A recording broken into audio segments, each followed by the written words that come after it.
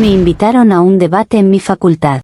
Yo defendí que el valor de las mujeres con OnlyF no debería disminuir si los hombres no fueran tan machistas.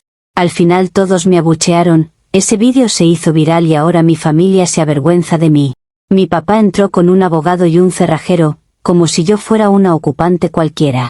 Mi mamá no me gritó, solo lloró en silencio, sin mirarme, como si yo ya estuviera muerta. En la mesa había un papel con mi nombre y la frase, conducta indigna, y me temblaron las manos. Afuera, el teléfono de alguien vibraba con mi cara en un vídeo que yo juraba que podía borrar. Y sí, todo empezó por un debate universitario que se salió de mis manos en 5 segundos. Te juro que no sé cómo todo se salió de control tan rápido. Fue como parpadear y despertar en una pesadilla con subtítulos. A mí me invitaron a un debate en mi facultad, de esos, serios, donde supuestamente van personas maduras a intercambiar ideas, no a hacer una cacería pública.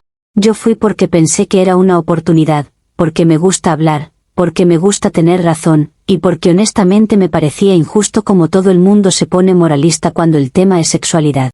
El punto que defendí era simple, pero a la gente le encanta fingir que no entiende.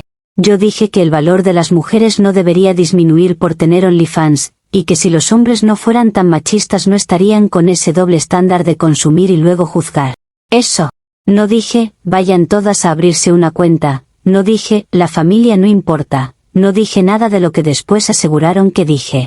Pero claro, en el momento exacto en que lo dije, sentí el aire cambiar, como si hubiera insultado a la Virgen en medio de una misa. Yo intenté mantener la calma al inicio, de verdad, pero empezaron a atacarme con esa condescendencia típica de, te vamos a educar, como si yo fuera una niña estúpida que no sabe lo que dice. Y ahí es cuando mi boca siempre traiciona a mi cerebro. Me calenté. Me subió la sangre. Sentí que todos estaban esperando que yo me achicara para aplaudirle al machito de turno. Y yo no soy así, yo no me dejo. Entonces me escuché a mí misma elevando la voz, defendiendo la libertad sexual como si me fuera la vida en eso, y el debate dejó de ser debate. Empezaron los abucheos, los murmullos, las risitas. Yo veía caras grabándome, teléfonos levantados como antorchas. En mi cabeza era injusto, porque yo estaba diciendo algo lógico, pero el auditorio decidió que yo era el memé del día. Salí de ahí con el corazón acelerado, como si hubiera corrido una maratón, y todavía tenía ese zumbido en los oídos de los abucheos. Llegué a casa pensando que lo peor ya había pasado, que al final era un momento incómodo y ya. Pero no. Ahí estaba el verdadero golpe. Internet no olvida, y además le encanta castigar. Cuando abrí TikTok para distraerme, lo vi. Mi cara. Mi voz. Un clip cortado de forma maliciosa. Un título ridículo tipo, la loca que defiende el OF, y un montón de comentarios de gente que no sabe ni mi nombre pero igual opina como si yo hubiera cometido un crimen. Y lo peor no fue el vídeo, fue la velocidad. Ya tenía miles de likes, miles de compartidos, y yo podía sentir cómo se me caía la reputación en tiempo real. Yo me repetía que era mala suerte, que era un mal recorte, que mañana se les iba a olvidar, porque así pasa con lo viral. Pero cuando entré por la puerta de mi casa, supe que no se iba a olvidar tan rápido. Mis padres, Ricardo y Elena, mi papá, el tipo de hombre que cree que el apellido es un patrimonio, ya estaban con el vídeo en la televisión, como si fuera un noticiero. Mis piernas se enfriaron. Mi papá estaba lívido, con esa vena en la frente que le sale cuando explota, y mi mamá tenía esa cara de decepción silenciosa que es peor que un grito. No me preguntaron, ¿qué pasó?, porque para ellos el vídeo era la verdad absoluta. Mi papá empezó a hablar de vergüenza, de imagen, de la gente, como si mi vida fuera una empresa que se había desprestigiado por una mala campaña. Yo intenté explicar que era un debate, que era una discusión académica, que había contexto. Pero mientras yo intentaba poner palabras, él ya estaba lanzando su sentencia. Me dijo algo como que no iba a financiar una prostituta en potencia, con esa crueldad limpia que tienen algunos hombres cuando creen que están siendo rectos. Y ahí mismo, sin negociación, canceló mis tarjetas y cortó mi mesada. Literalmente me dejó en cero en un minuto, como si yo no comiera, no estudiara, no existiera. Y sí, yo sé lo que van a decir, pero trabaja. Ajá, claro, porque conseguir un trabajo decente de un día para otro, con un vídeo viral encima, es tan fácil como respirar. Además, yo estudiaba, yo tenía mi rutina, yo no estaba mantenida por capricho, era un acuerdo familiar. Y de repente, por un clip de 30 segundos, me cambiaron las reglas de toda mi vida. En medio de ese caos, Alejandro, mi novio, apareció con la cara más rara que le he visto. Alejandro no es mala persona, pero es de esos hombres que se creen abiertos de mente hasta que algo los roza a ellos. Me miró como si yo hubiera revelado un secreto oscuro. Me preguntó si era verdad lo que defendía, si yo, de verdad pensaba eso, con una mezcla de miedo y asco que me dio rabia. Yo le dije que era teoría, que era un argumento, que no era una confesión personal. Pero él se quedó con esa cara de perrito regañado, como si yo le hubiera fallado a un contrato invisible. Y eso me dolió más de lo que debería, porque yo necesitaba apoyo, no juicio. Yo estaba temblando, con el estómago apretado, y él en vez de abrazarme estaba evaluándome como si fuera un producto defectuoso. Esa noche no dormí. Me encerré con mi celular, viendo cómo el vídeo seguía subiendo, viendo cómo mi nombre empezaba a circular aunque nadie lo decía completo, viendo cómo la gente inventaba historias sobre mí. Sentía que el mundo entero tenía permiso de patearme y que yo solo podía mirar. Y mientras más miraba, más sentía esa mezcla de ansiedad con rabia que me hace tomar decisiones estúpidas. Yo abrí mi cuenta bancaria y vi la realidad, cero. Vi mis gastos, vi mis cosas, vi lo que normalmente tenía y lo que ahora no, y me entró pánico, pero un pánico físico, de esos que te hacen sudar las manos y pensar en soluciones rápidas. Y ahí, en ese estado, pasó la idea más peligrosa. Si ya me estaban llamando la chica de Love, si ya me estaban juzgando por algo que ni siquiera hacía, ¿por qué no convertir el insulto en dinero? No fue un plan maquiavélico. No fue, quiero hacer esto porque me encanta. Fue desesperación. Fue una reacción. Fue la sensación de que me habían acorralado y yo tenía que salir por donde fuera. Me dije, son solo unas fotos para salir del paso, como si fuera una curita. Me dije que era temporal, que era discreto, que nadie lo iba a notar más de lo que ya me notaban. Y, sobre todo, me dije que no me estaban dejando opción. Yo sé cómo suena, pero en ese momento mi cerebro lo acomodó como una solución lógica. Comer, pagar, sobrevivir, callar a todos con el argumento más cruel de todos, al menos ahora me sirve de algo. Así que lo hice. Abrí la cuenta. Elegí un nombre. Subí lo mínimo. Con las manos temblando, con el pecho apretado, sintiendo que estaba saltando sin paracaídas, pero convencida de que el suelo ya me lo habían quitado igual. Comentarios de la historia principal. Usuario anónimo 1 dice, a ver, Sofía, no fue mala suerte. Te invitaron a un debate y decidiste gritar para ganar atención. Te hicieron viral por tus propios impulsos y ahora haces la víctima. Y encima culpas al machismo para justificar que abriste off por pánico. Respuesta de la OP. Qué fácil es hablar cuando no eres tú la que está siendo linchada. Yo fui a un debate, no a un tribunal popular, y me atacaron primero. Si ustedes no vivieran obsesionados con controlar a las mujeres, no existiría este circo. Y sí, hice lo que tenía que hacer para no morirme de hambre, ¿o te parece mejor que me arrastre pidiendo perdón? Usuario anónimo 2 dice, lo más absurdo es que tu novio te preguntó algo normal y tú lo tratas como villano. Te dejó porque no quiere estar con alguien que toma decisiones extremas cada vez que se estresa. No eres una heroína de la libertad sexual, eres alguien sin autocontrol. Y tu papá, por más horrible que suene, vio venir el desastre. Respuesta de la OP, mi novio no me preguntó, algo normal, me interrogó como si yo fuera una criminal. La gente como tú romantiza que te juzguen porque, ay, es su derecho. Yo necesitaba apoyo, no un comité de moralidad alrededor mío. Si él se fue por un vídeo y por un argumento, entonces era más frágil de lo que yo pensaba. Actualización 1. Ok. Actualizo porque esto escaló más rápido de lo que mi sistema nervioso podía procesar. Esa madrugada, con la adrenalina todavía encima, terminé de crear la cuenta con las manos temblando como si estuviera cometiendo un delito. Y lo peor es que, mientras lo hacía, sentía una mezcla rara entre vergüenza y alivio, como cuando haces algo mal pero al menos estás haciendo algo. Alejandro seguía en el departamento, caminando de un lado a otro con esa energía pesada de alguien que quiere una respuesta que yo no podía darle. Me preguntaba por qué estaba tan pegada al teléfono, qué estaba haciendo, si estaba hablando con gente por lo del debate. Y yo, en vez de respirar y explicarle, le grité que me dejara en paz, que ya tenía suficiente con mis padres, que no iba a rendirle cuentas a otro hombre. Mi lógica en ese momento fue muy simple y muy estúpida, necesitaba dinero ya. No en una semana, no cuando se calmara todo, no cuando consiguiera un trabajo respetable. Ya. Así que empecé a pensar en suscriptores como si fueran oxígeno. Yo veía el contador en cero y me daba taquicardia. Sentía que, si no entraba plata, me iba a derrumbar. Entonces tomé la peor decisión posible. Promocioné la cuenta donde ya tenía gente mirando el escándalo. Yo tenía Twitter personal, y ahí el vídeo del debate ya estaba circulando con comentarios. En vez de huir de esa plataforma, pensé que podía aprovechar el tráfico. Es una frase que me da rabia hasta escribirla, pero en ese momento sonó a estrategia, como si yo fuera una empresaria bajo presión y no una chica en pánico.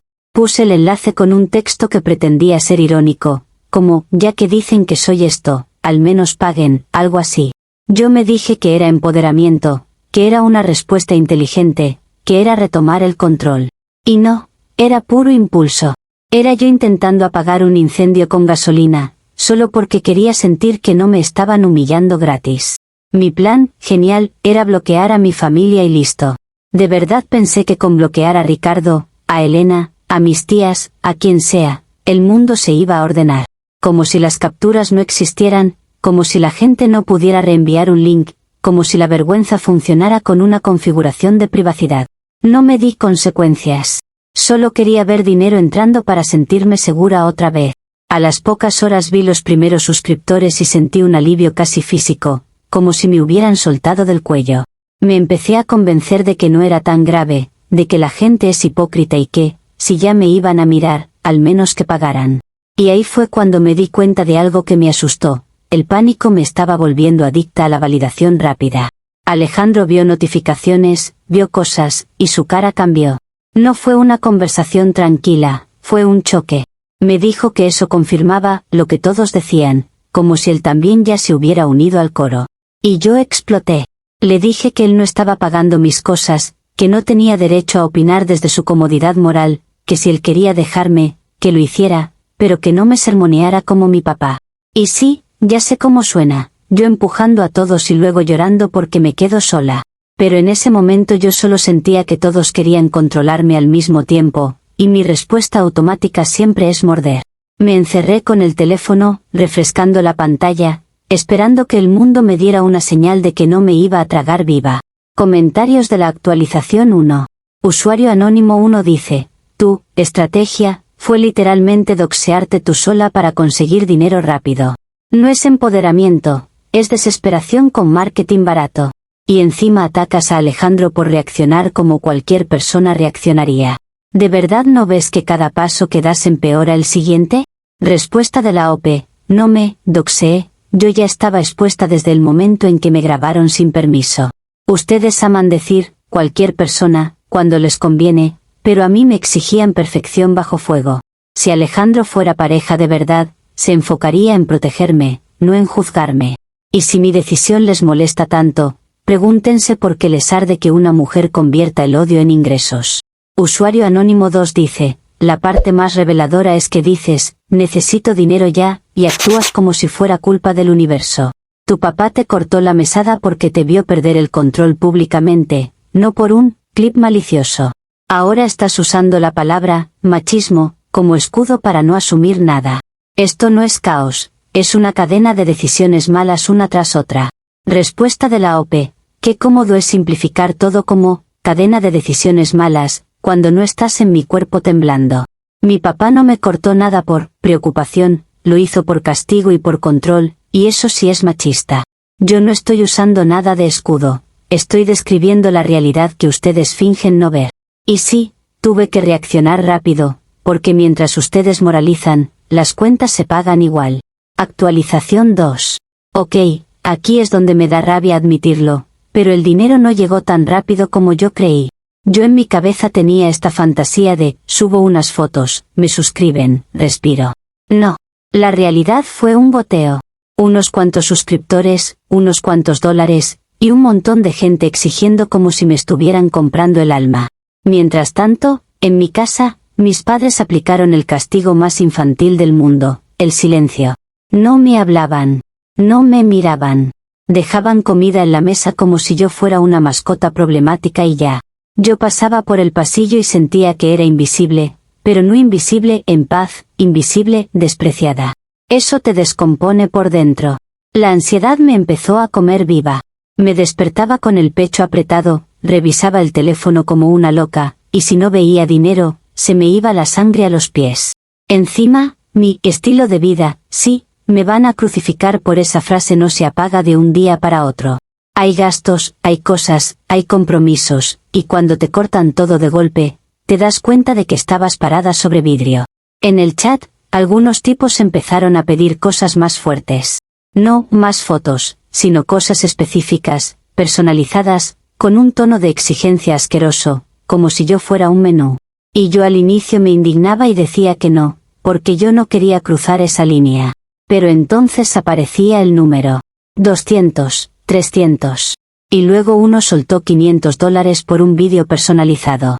Yo no estaba pensando con claridad. Yo estaba pensando en respirar.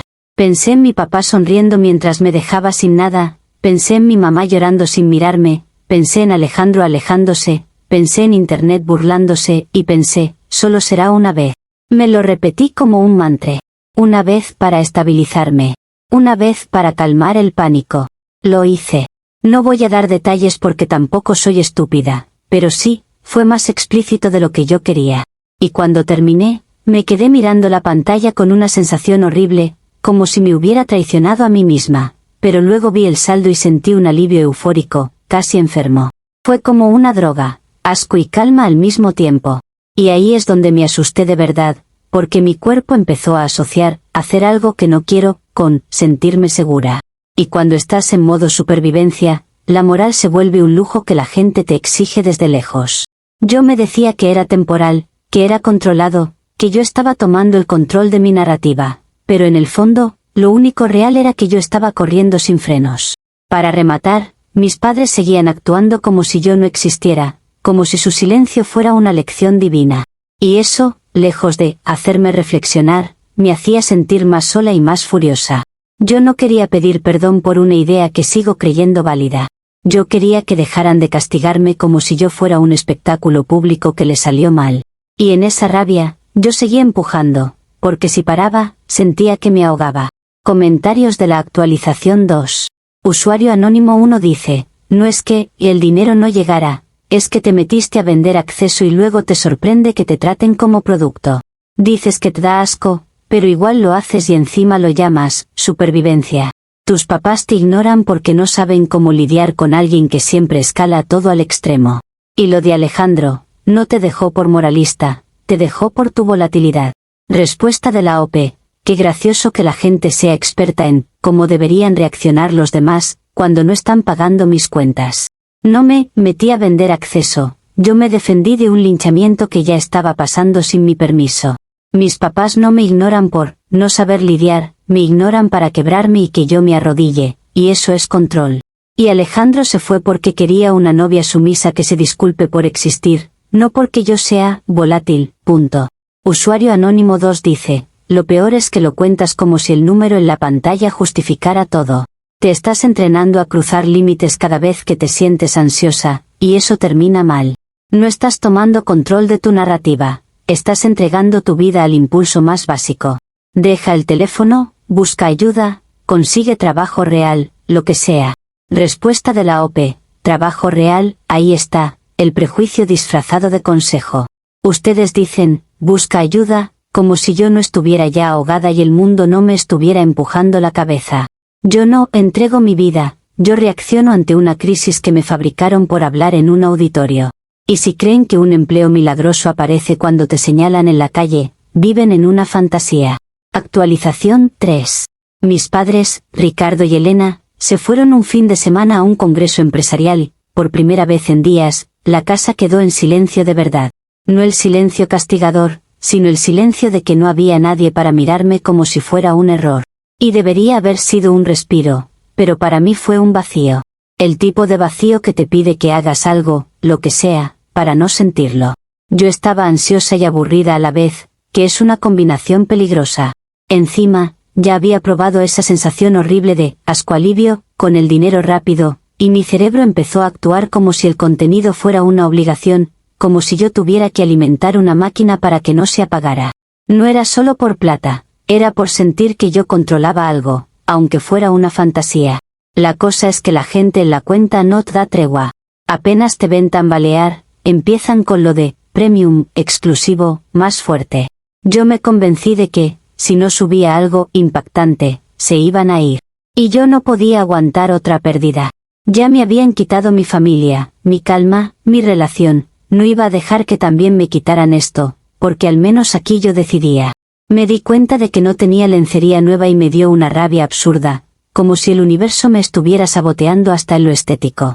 Y ahí me vino esa idea idiota que en mi cabeza sonó, creativa, hacerlo irónico. Algo como reírme de la situación, como si yo pudiera convertir la vergüenza en un chiste inteligente y así ganarle al escándalo. Bajé al despacho de mi papá. Ese lugar siempre me dio una sensación rara, porque ahí Ricardo se cree rey del mundo. Todo ordenado, todo serio, todo con símbolos de estatus. Y entonces vi una camisa con el logo bordado de su empresa constructora y una gorra del club de golf de mi mamá, Elena, como si fueran reliquias. Me pareció cinematográfico, como si usar eso fuera una especie de sátira. En mi cabeza era una travesura, mírenme, sigo aquí, un golpe de vuelta al orgullo familiar que me estaba aplastando. Me grabé un vídeo explícito en ese escritorio, con esas cosas puestas, y yo estaba tan metida en la adrenalina de esto va a ser mi gran jugada, que ni siquiera revisé lo que se veía. No pensé en la luz, ni en el ángulo, ni en lo obvio, que un logo bordado no es un concepto abstracto, es una marca real.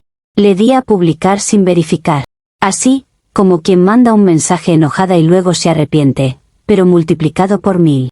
Cerré el teléfono y me fui a la cama con el corazón latiéndome en la garganta, creyendo que había hecho algo audaz. Y sí, fue audaz, solo que no en el sentido que yo necesitaba. Comentarios de la actualización 3. Usuario anónimo 1 dice, esto ya no es caos, Sofía, es sabotaje. Te metiste al despacho de tu papá y usaste símbolos de su trabajo para tu contenido, ¿en serio? No es irónico, es irresponsable y cruel, porque no solo te estás hundiendo tú. Eres literalmente el ejemplo de, no revisé nada, convertido en tragedia. Respuesta de la OP. Cruel es lo que me hicieron a mí por hablar, no una camiseta con un logo. El despacho es mi casa también, no un museo intocable para el ego de Ricardo. Y no me vengan con que ahora resulta que un bordado manda sobre mi vida, como si yo fuera propiedad de una empresa. Si el mundo no estuviera obsesionado con escandalizarse por lo sexual, eso habría quedado en nada. Usuario anónimo 2 dice, la palabra que buscas no es audaz, es imprudente. Dices que quieres control, pero publicas sin mirar, como una adolescente en crisis. El daño ya no es solo reputacional, metiste a una compañía real, con socios, clientes, contratos. Esto va a explotar y tú sigues actuando como si fuera contenido para likes. Respuesta de la OP, no soy adolescente, soy una adulta empujada a una esquina por hipocresía social. Y sí, publiqué sin mirar porque estaba colapsando, pero eso no convierte a los demás en inocentes. Los socios, los clientes, los contratos, todo eso existe porque Ricardo vive para su imagen, no porque yo lo haya inventado. Si explota es porque ellos prefieren sacrificarme antes que aceptar que el problema es el morbo colectivo. Actualización 4. El lunes por la mañana fue el inicio del infierno, y lo digo literal. Yo me desperté con el teléfono vibrando como si fuera una alarma de terremoto. Notificaciones, llamadas, mensajes, todo al mismo tiempo. Al principio pensé que era el típico ciclo, gente insultando, gente burlándose, lo normal. Pero cuando vi la primera captura, sentí un frío que me subió desde el estómago. No fue un suscriptor cualquiera el que lo vio. El vídeo se filtró en un grupo de WhatsApp de la ciudad, de esos donde la gente se cree intocable porque es privado, y de ahí saltó como chispa en gasolina. Alguien reconoció el logo de la empresa de mi papá, y peor, reconocieron el despacho. El fondo. Los objetos. El lugar. Era como si yo hubiera puesto mi dirección en neón. Mi celular no paraba. Mensajes de, ¿eres tú? ¿Qué hiciste? Esto ya lo tiene medio mundo. Primos que nunca me escriben mandándome capturas como si fueran periodistas. Amigos, pidiéndome el link como si fuera un chiste. Y cada vibración era un recordatorio de que yo no tenía control de absolutamente nada, solo la ilusión. Alejandro me mandó el vídeo con un simple, se acabó. Sin explicación, sin conversación, sin nada. Y yo me quedé mirando esa frase como si me hubieran apagado una luz adentro. No porque él fuera el amor de mi vida, sino porque era otra cosa que se me caía encima sin darme tiempo a respirar. Intenté borrar la cuenta, borrar el vídeo, borrar todo. Pero ya era tarde, y mi cuerpo lo sabía antes que mi mente. Me sudaban tanto las manos que el teléfono se me resbalaba. Y en el peor momento posible, se me cayó al piso y la pantalla se reventó. Fue tan absurdo que me dio ganas de reír y llorar a la vez, porque era el universo confirmándome que yo no puedo hacer una sola cosa sin que se vuelva un desastre. Me encerré en el baño hiperventilando, intentando recordar contraseñas, intentando entrar desde una laptop, intentando hacer algo útil. Mientras tanto, seguían llegando mensajes. Y entonces escuché el auto. El auto de mis padres. Llegando antes de tiempo. Ese sonido de la puerta abriéndose fue como un disparo, porque yo supe que ya no era un escándalo en internet, era una bomba en la sala. Ellos entraron con una quietud que daba miedo. No venían con gritos, venían con decisión. Y yo, desde el baño, con la pantalla rota y el corazón desbocado, entendí que había cruzado un punto donde ya no importaba lo que yo quise decir o quise hacer. La historia ya la estaba contando la ciudad, y a mí solo me quedaba escuchar. Comentarios de la actualización 4. Usuario anónimo 1 dice, lo de que se te rompió el teléfono es casi poesía, tu caos siempre te alcanza. Alejandro te dejó porque ya vio que esto no tiene freno, y sinceramente hizo bien. No puedes decir, fue un accidente, cuando literalmente publicaste con logo y despacho visible. Esto no es mala suerte, es consecuencia. Respuesta de la OP, ustedes aman la palabra, consecuencia, porque les permite sentirse jueces sin mancharse las manos. Mi teléfono se rompió porque estaba en shock, no porque el universo me esté dando una lección moral. Alejandro se fue por cobarde, porque cuando la presión sube él desaparece, así que no me vengan a canonizarlo. Y lo visible no debería ser una sentencia, pero claro, vivimos en una sociedad que goza destruyendo mujeres. Usuario anónimo 2 dice, tus padres llegaron con calma porque ya estaban en modo daño control. Eso significa abogados, demandas, y tú no entiendes todavía la magnitud. Si la empresa queda asociada a tu vídeo, no es solo vergüenza, es dinero, reputación, socios. Te pasaste de mi vida a arruiné la vida de otros, punto.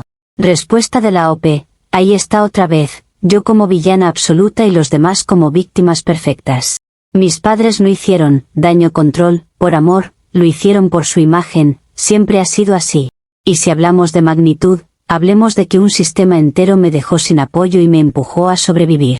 No me digan que ahora les importa, otros, cuando nadie se preocupó por mí cuando me estaban linchando. Actualización 5. No hubo gritos. Y eso fue lo más insoportable.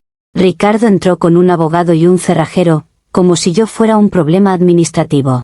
Elena venía detrás, con los ojos hinchados, pero sin mirarme. Era como si se hubieran puesto de acuerdo en convertir mi existencia en un trámite que había que borrar. Me sentaron en la mesa como si yo estuviera en una junta donde ya perdí el voto. Ricardo no me preguntó, ¿por qué? Porque a estas alturas ¿por qué? No importaba. Me mostró capturas del vídeo, el logo, el escritorio, los detalles. Me dijo que socios de su empresa estaban exigiendo explicaciones, que gente de su círculo estaba llamando, que había reuniones de emergencia. Yo solo escuchaba, empresa, marca, socios, como si yo fuera una amenaza biológica para su reputación. El abogado sacó papeles y empezó a hablar con palabras frías, daño patrimonial, conducta indigna, protección de marca. En algún punto entendí que no era solo un regaño, era un corte definitivo. Me entregaron un documento que básicamente decía que me desheredaban formalmente. No como castigo emocional, como acto legal. Como si yo fuera una inversión que ya no conviene. Elena lloraba en silencio, y lo peor es que no me defendió. Yo esperaba, no sé, una mano, una frase, una mirada que dijera, sigue siendo mi hija. Nada. Su dolor era para ella, no para mí. Era la vergüenza de ser asociada a mí, no la tristeza de perderme. Y eso te rompe de un modo que ni siquiera sé describir sin sentir rabia. Me dieron 30 minutos para sacar mis cosas. 30. Como si yo fuera una invitada que se pasó de la hora. Yo subí a mi cuarto como un fantasma, metiendo ropa en una maleta, tirando cosas al azar, sintiendo que mi vida se desarmaba en silencio. Cada objeto que agarraba parecía una prueba de que yo sí era real, y que igual me estaban expulsando.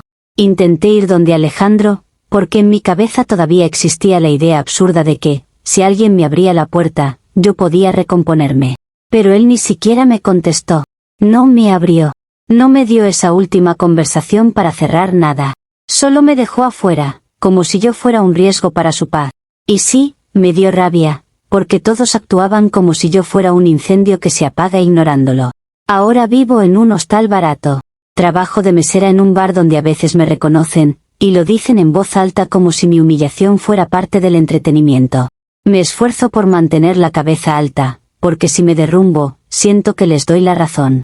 Y lo que más me enferma es que todo esto empezó por un debate estúpido donde yo solo estaba diciendo algo que sigo creyendo, que el machismo ama castigar a las mujeres, incluso cuando las consume.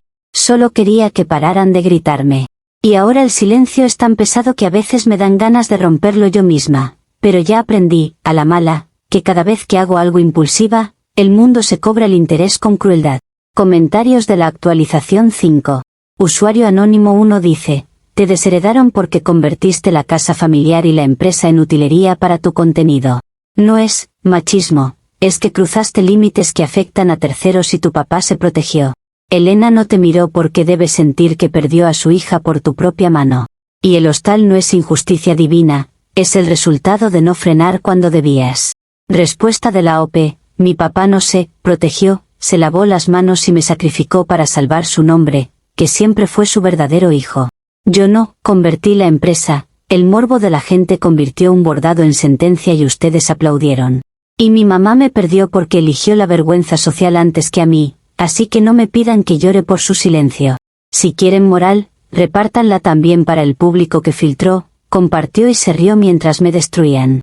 Usuario anónimo 2 dice: la frase final es tu problema, sigues culpando al mundo por tu impulsividad. Te invitaron a debatir y te descontrolaste, te cortaron la mesada y buscaste atajos, te viste expuesta y escalaste más.